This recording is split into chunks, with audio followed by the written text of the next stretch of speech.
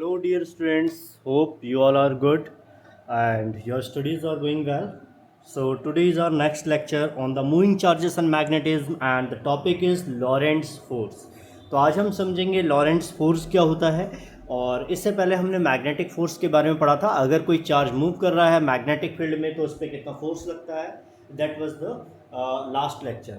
So today we are studying about the Lorentz force, and here we will see when a charge is kept in a electric field. हमने electric field first chapter में पढ़ रखा है कि charge जब किसी electric field में होता है, गौर से समझना, यहाँ पे क्या है, इलेक्ट्रिक फील्ड है और चार्ज इस इलेक्ट्रिक फील्ड में जा रहा है। तो चार्ज जब इलेक्ट्रिक फील्ड में जाता है तो उस पर एक फोर्स लगता है। ठीक, याद रखना, चार्ज जब इलेक्ट्रिक फील्ड में होता है तो उस पर फोर्स लगता है, और वो फोर्स हमने पढ़ा है कि वो फोर्स कितना लगता है, F is equal to q E, यानी कि चार्ज इनटू इलेक्ट्रिक फील्ड। ठीक, ये हमारा फोर्स होता था। तो ये हमने पहले चैप्टर में पढ़ रखा है कि कोई भी चार्ज यदि इलेक्ट्रिक फील्ड में होता है so it experiences a force, electric force, which is equal to charge into that electric field. तो इसका मतलब जो हमारा चार्ज है वो इलेक्ट्रिक फील्ड की डायरेक्शन में एक फोर्स क्या करेगा, एक्सपीरियंस करेगा। तो अगर वो इलेक्ट्रिक फील्ड की तरफ आपने फेंका है और इलेक्ट्रिक फील्ड की तरफ फोर्स है तो वो इसी तरफ को क्या करेगा, जाएगा, स्ट्रेट पाथ की तरफ को, इधर को जाएगा।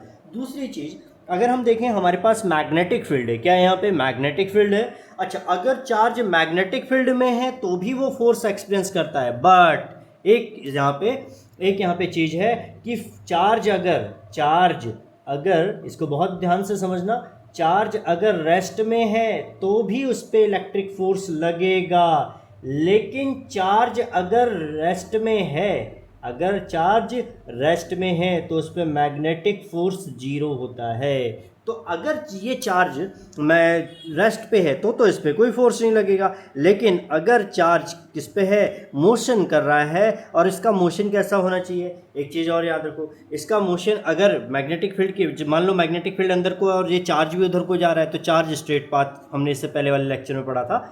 लेकिन अगर मैग्नेटिक फील्ड अंदर की तरफ है, देखो मैग्नेटिक फील्ड इनवर्ड है, यहाँ पे क्रॉस का मतलब क्या होता है, magnetic field is inward direction, अंदर की तरफ है आपका मैग्नेटिक फील्ड, किस तरफ है, अंदर की तरफ है, और अंदर की तरफ मैग्नेटिक फील्ड है और चार्ज किस तरफ जा रहा है, इस तरफ। गौर से समझो, ये आपका मैग्नेटिक फील्ड अंदर की तरफ पॉइंट कर रहा है, मैग्नेटिक फील्ड कहाँ है, अंदर की तरफ, प्लेन के अंदर की तरफ, और चार्ज जा रहा है इधर को, समझ में आ रहा है, मैग्नेटिक फील्ड अंदर को, चार्ज इधर को, मैग्नेटिक फील्ड अंदर को, चार्ज इधर को, मैग्नेटिक फील्ड अंदर को, चार्ज इधर को, यानी कि दोनों के बीच एंगल कितना बना, 90 डिग्री। सर उन दोनों के बीच में एंगल 90 डिग्री बना, ठीक है, कोई दिक्कत नहीं है। अब इसका मतलब अगर चार्ज हमने इसके अंदर रखा है तो हमारा मैग्नेटिक फोर्स का फॉर्मूला होता है सर, जो हमने इससे पहले पढ़ा था, q v B sine theta.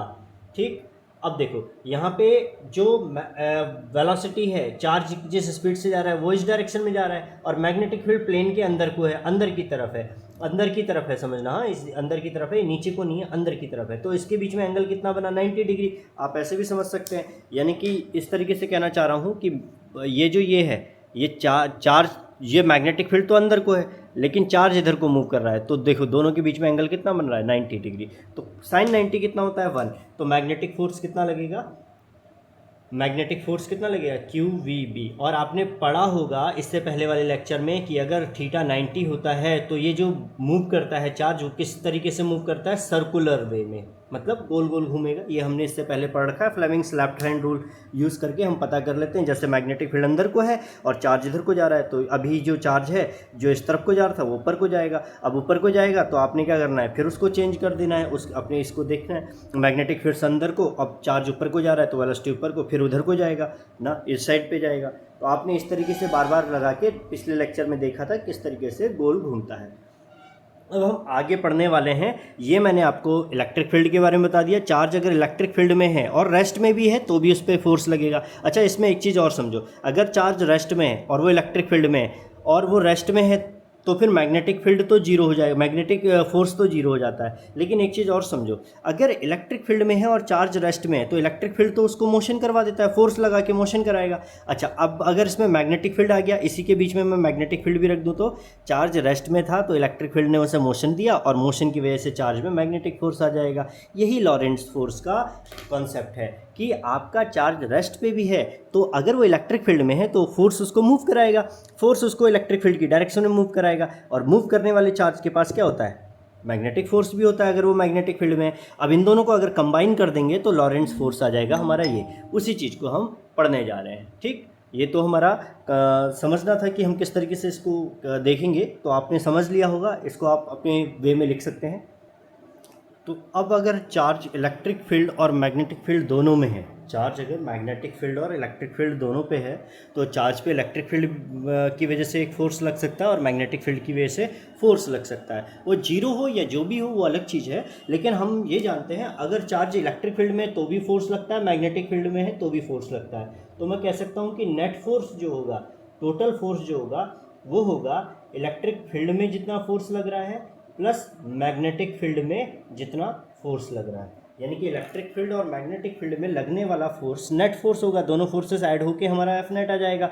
Vector form में तो वेक्टर लिख लेते हैं, इसके ऊपर वेक्टर लगा लेते हैं। तो यही जो टोटल फोर्स है, यही एफ नेट जो टोटल फोर्स है इलेक्ट्रोमैग्नेटिक रीजन में, इलेक्ट्रिक फील्ड भी और मैग्नेटिक फील्ड भी दोनों रीजन में, इसी को हम बोलते हैं लॉरेंट्ज फोर्स। इसी को हम क्या बोलते हैं, लॉरेंट्ज फोर्स। अब इसमें एक केस पढ़ते हैं। देखो इलेक्ट्रिक फील्ड भी चाहिए मुझे और मैग्नेटिक फील्ड भी चाहिए, और मैं एक ऐसा केस ले रहा हूँ जिसमें इलेक्ट्रिक फील्ड और मैग्नेटिक फील्ड दोनों पैरेलल, पैरेलल का मतलब क्या है, सेम डायरेक्शन में। तो देखो मेरे पास ये है इलेक्ट्रिक फील्ड और ये है मैग्नेटिक फील्ड, ये समझ लो इलेक्ट्रिक फील्ड भी इसी डायरेक्शन में और मैग्नेटिक फील्ड भी इसी डायरेक्शन में, दोनों एक ही डायरेक्शन में। ठीक, अगर दोनों एक ही डायरेक्शन में, गौर से समझना, पहले तो ये समझो अगर ये इलेक्ट्रिक फील्ड नहीं है, एक बार को मान लो, चलो इसमें अगर खाली मैग्नेटिक फील्ड है और ये चार्ज पार्टिकल है, ठीक, ये चार्ज पार्टिकल है, तो चार्ज पार्टिकल अगर मोशन करता है मैग्नेटिक फील्ड की डायरेक्शन में तो हमने पढ़ा था मैग्नेटिक फोर्स जीरो होता है। क्यों होता है, क्योंकि हमें पता है हमारा फॉर्मूला क्या होता है, q v B sine theta, और यहाँ पे बी और चार्ज की वेलोसिटी एक ही डायरेक्शन में, तो थीटा कितना हो गया, जीरो, और साइन जीरो होता है जीरो। ठीक, ये कंडीशन है, मैंने पहले बता रखा है लेक्चर में, बस रिवाइज करा रहा हूँ आपको। अब इसको समझो, यहाँ पे आपका इलेक्ट्रिक फील्ड इस डायरेक्शन में है और मैग्नेटिक फील्ड भी इसी डायरेक्शन में है, और चार्ज रेस्ट पे है। ध्यान से समझना, चार्ज रेस्ट पे है बेटा, चार्ज रेस्ट पे है। ठीक, बहुत ध्यान से समझना मैं जो बताना चाह रहा हूँ। चार्ज किस पे है, charge is at rest, charge एक रेस्ट पे है, और हमने मैग्नेटिक फील्ड और इलेक्ट्रिक फील्ड दोनों पे रख रखा है। अब गौर से समझो, जब चार्ज, मैग्नेटिक फोर्स तो अभी जीरो होगा ना, क्योंकि हमें पता है चार्ज जब रेस्ट पे होता है तो मैग्नेटिक फोर्स जीरो होता है। Charge is at rest then magnetic force is zero, then magnetic force is zero, magnetic force क्या होता है, ज़ीरो होता है। अच्छा, अब एक चीज़ समझो, इसमें अगर आपका मैग्नेटिक फोर्स तो जीरो, लेकिन इलेक्ट्रिक फील्ड भी तो है, तो इलेक्ट्रिक फील्ड की वजह से चार्ज पे फोर्स क्या होगा, force on charge due to electric field. Electric field की वजह से कितना चार्ज होगा, तो इलेक्ट्रिक फील्ड की वजह से हमें पता है जो इलेक्ट्रिक फील्ड की वजह से फोर्स होता है वो होता है चार्ज इनटू इलेक्ट्रिक फील्ड, यानी क्यू ई। तो कितना फोर्स होगा, क्यू ई। अब एक चीज़ समझो, जब चार्ज पर फोर्स लगेगा तो चार्ज मूव करना शुरू हो जाएगा इलेक्ट्रिक फील्ड की वजह से, तो अब चार्ज रेस्ट पे ना रह के मोशन में हो जाएगा और उसकी, अच्छा, चार्ज जब मूव करता है इलेक्ट्रिक फील्ड में, जब मूव करता है तो फोर्स की जो डायरेक्शन होती है वो इलेक्ट्रिक फील्ड की डायरेक्शन में होती है। किस तरफ मूव करता है, in the direction of electric field. तो चार्ज किस डायरेक्शन में मूव करेगा, in the direction of electric field ना। फोर्स किस तरफ लगेगा, in, force will be in direction, first chapter का भी आपका रिवाइज हो जा रहा है, इस बात का ध्यान रखना थोड़ा सा। हाँ, तो फोर्स किस तरफ लगता है, इलेक्ट्रिक फील्ड की डायरेक्शन में, डायरेक्शन ऑफ इलेक्ट्रिक फील्ड। ठीक, तो फोर्स किस तरफ लगेगा, इलेक्ट्रिक फील्ड की डायरेक्शन में, तो electric field is equal to q E, हमारा ये हो गया, ये वेक्टर है तो वेक्टर लगा लेते हैं, तो ये हमारा इलेक्ट्रिक फोर्स आ गया। अब एक चीज़ समझो, अगर इस पर इलेक्ट्रिक फोर्स लग रहा है और चार्ज मूव कर रहा है, तो चार्ज किधर को मूव कर रहा है, in the electric field direction. तो मैग्नेटिक फोर्स भी होता है, मूविंग, किसी भी मूविंग जो चार्ज होता है तो उसके ऊपर क्या होता है, एक मैग्नेटिक फोर्स होता है। मैं कुछ जगह छोड़ रहा हूँ, यहाँ पे मैं कुछ बताऊँगा आपको, तब तक मैं मैग्नेटिक फोर्स के बारे में आपको थोड़ा सा बता देता हूँ। When charge is in motion, या फिर मूव कर रहा है, it experiences magnetic force, it experiences magnetic force. ये मैग्नेटिक फोर्स एक्सपीरियंस करता है और मैग्नेटिक फोर्स को हम FM से लिखते हैं। अब एक चीज़ समझो, मैग्नेटिक फोर्स कितना होता है, तो मैग्नेटिक फोर्स होता है QVB sine theta, QVB sine theta. वैसे तो मैंने बहुत बार बता रखा है, पिछले लेक्चर में भी बता रखा है, अगर चार्ज का मैग्नेटिक फील्ड और वेलोसिटी यानी कि चार्ज जो जिस तरफ मूव कर रहा है दोनों पैरेलल होते हैं तो कोई मैग्नेटिक फोर्स नहीं लगता है, एंटी पैरेलल कर रहे हैं तो भी फोर्स नहीं लगता है मैग्नेटिक फील्ड में, तो ये पैरेलल ही है। या मैग्नेटिक फील्ड की डायरेक्शन में अगर चार्ज मूव कर रहा है तो भी फोर्स नहीं लग रहा है, तो ये आप याद कर सकते हैं, लेकिन नहीं याद है तो मैं ऐसे भी बता दे रहा हूँ, इसमें टाइम लगेगा। वैसे आपको याद है तो अच्छी बात है, अगर ये चार्ज की डायरेक्शन और मैग्नेटिक फील्ड सेम हो तो मैग्नेटिक फोर्स जीरो होता है। यहाँ पे बताओ, चार्ज इस साइड जा रहा है और मैग्नेटिक फील्ड भी इस साइड जा रहा है, जो चार्ज है वो भी इस साइड जा रहा है और मैग्नेटिक फील्ड भी इसी डायरेक्शन में, तो थीटा कितना हुआ, जीरो, और साइन जीरो कितना होता है, जीरो, तो मैग्नेटिक फोर्स कितना लगेगा, तो भी मूव कर रहा है तो भी जीरो लगेगा, क्योंकि मैग्नेटिक फोर्स की डायरेक्शन में मूव कर रहा है तो मैग्नेटिक फोर्स तब भी जीरो लगेगा चार्ज के मूव करने की वजह से, तो मैग्नेटिक फोर्स तो जीरो हो गया। अब इलेक्ट्रिक फील्ड की बात कर लेते हैं पहले। अब अगर इलेक्ट्रिक फील्ड में रखा है और उसमें फोर्स लग रहा है और चार्ज के पास मास भी होता है, तो हमें पता है अगर फोर्स के फॉर्मूला देखें F=ma होता है, तो यहाँ से एक्सेलरेशन जो होगी A क्या होगा, F/m। भाई अगर चार्ज, ये चार्ज है, अगर चार्ज में इलेक्ट्रिक फील्ड में रखा है तो उस पर फोर्स लगी, अब वो फोर्स लगी तो आगे को मूव कर रहा है, उसकी एक्सेलरेशन भी होगी। फोर्स में रखा है, मास है उसका, तो फोर्स और मास की वजह से क्या मास और एक्सेलरेशन भी होंगे, तो फिर फोर्स यहाँ से हम एक्सेलरेशन निकाल लेते हैं। अब देखो ये घूम किस तरफ रहा है, यानी इस पर फोर्स लगा QE, जो चार्ज पे फोर्स लगा वो QE लगा, किस डायरेक्शन में लगा है, X डायरेक्शन में लगा है, यानी कि X एक्सेस पे लगा है, तो एक्सेलरेशन भी किस साइड होगी, X एक्सेस पे होगी, तो एक्सेलरेशन इज इक्वल टू क्या हो जाएगा, फोर्स अपॉन मास, और फोर्स की तरफ क्या है, फोर्स की वैल्यू क्या है, QE, तो फोर्स कितना होगा, QE, किस डायरेक्शन में, X डायरेक्शन में, ठीक है।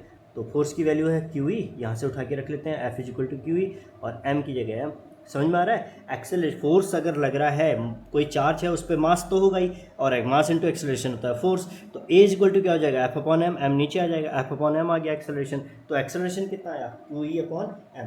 एक चीज़ सोचो, एक्सेलरेशन तो तब होता है जब वेलोसिटी होती है, क्योंकि change in velocity is known as acceleration. इसका मतलब एक्सेलरेशन इसलिए है क्योंकि क्या होगी, चार्ज की कोई वेलोसिटी रही होगी, चार्ज की कोई वेलोसिटी रही होगी। और वेलोसिटी कैसे निकालेंगे, देखो मूविंग चार्ज के लिए हम निकालते हैं वेलोसिटी, तो देखो फर्स्ट इक्वेशन ऑफ मोशन में हमें पता है V क्या होता है,